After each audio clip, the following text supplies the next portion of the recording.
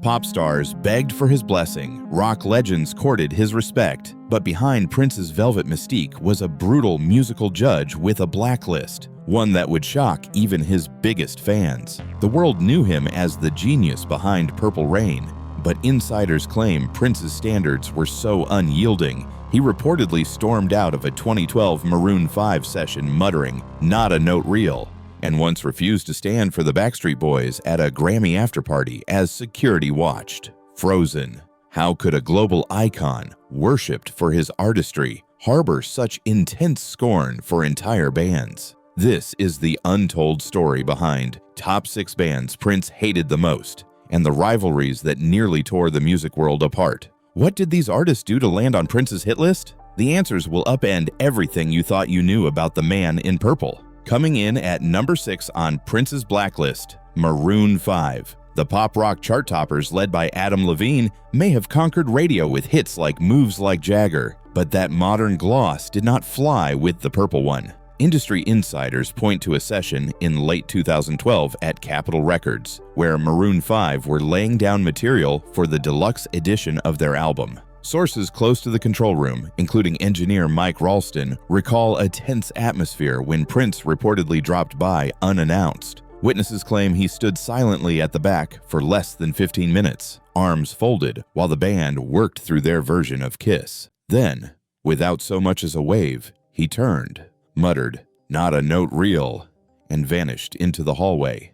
Ralston later told Billboard that the air was thick enough to choke a synth. For Prince, the problem was not just the cover itself, but what it represented. A clinical, auto-tuned polish he saw as the opposite of soul.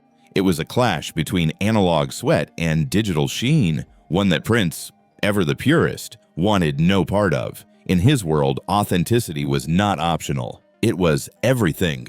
Number 5. Backstreet Boys. The boy band juggernaut that ruled radio in the late 1990s with synchronized dance moves and platinum smiles never impressed Prince, not for a second. At the 1999 Grammy afterparty inside Staples Center, the boys entered with their signature swagger, fresh off a Best New Artist nomination. Prince, seated with his entourage, reportedly stayed glued to his chair as the group made their rounds. According to longtime security guard Gerald Grant, the tension was palpable. You could feel the room waiting for Prince to acknowledge them. He didn't even blink. When a handler suggested a backstage photo, Prince allegedly waved a hand and said, "Photographs? Maybe after they write a song."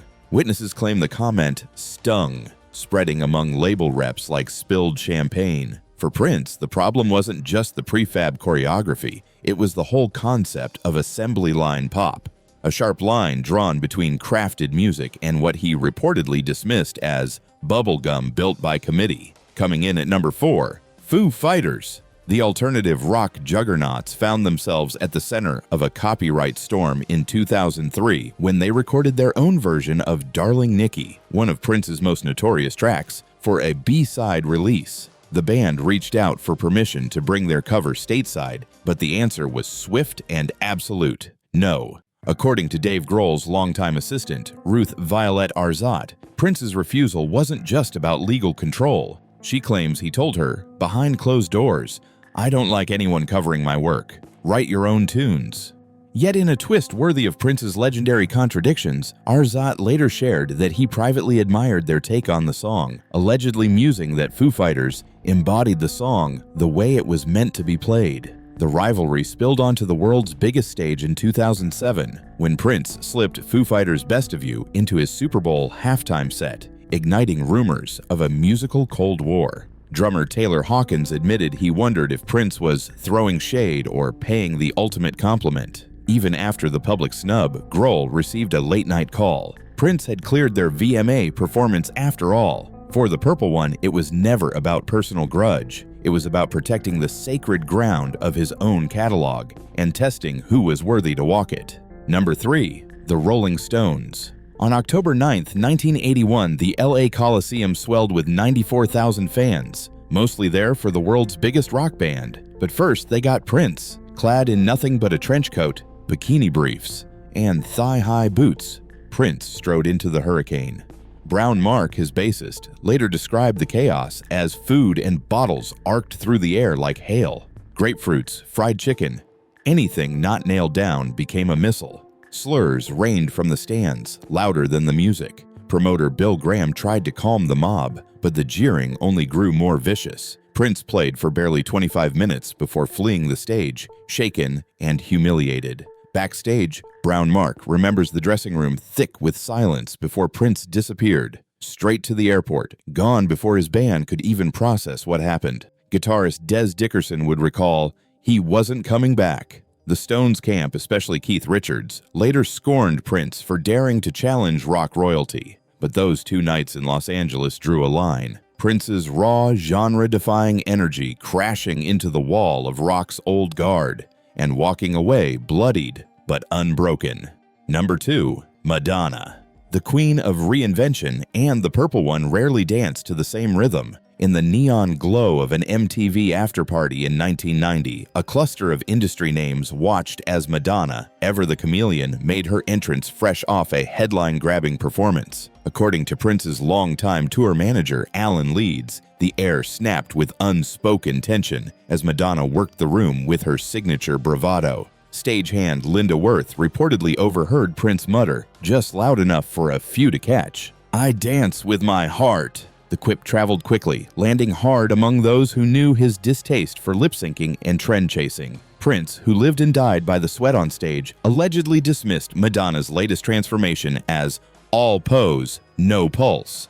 For him, the spectacle meant nothing without substance, a stance that left the material girl out in the cold. Number 3. Michael Jackson.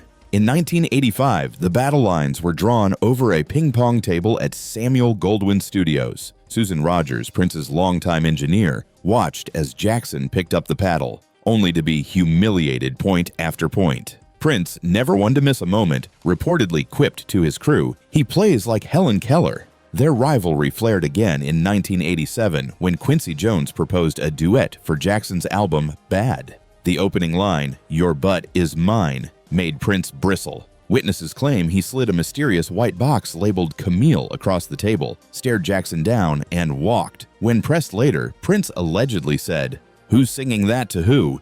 'Cause it's not me." Across 6 headline-making feuds, Prince's uncompromising approach to music was documented in every incident. From his 15-minute walkout at Sunset Sound with Maroon 5 in November 2012 to his tearful exit during the 1981 LA Coliseum riot while opening for the Rolling Stones. Studio engineers like Mike Ralston and security staff like Gerald Grant have provided direct accounts, while Prince's own alleged words, "Not a note real" and "I dance with my heart," are cited throughout official biographies and industry interviews. Yet many inner conversations and motives remain sealed in private archives and unpublished tapes. What's clear is that Prince's criticism wasn't random. It targeted those whose music he viewed as inauthentic or formulaic. Documented refusals to collaborate, such as with Michael Jackson and Foo Fighters, shaped the boundaries of his legacy. Today, his high standards continue to influence debates about artistic integrity in pop, rock, and beyond. As new testimonies and documents emerge, the full story of Prince's musical rivalries is still being written. Which feud surprised you most? Let us know in the comments and subscribe for more true stories from music history.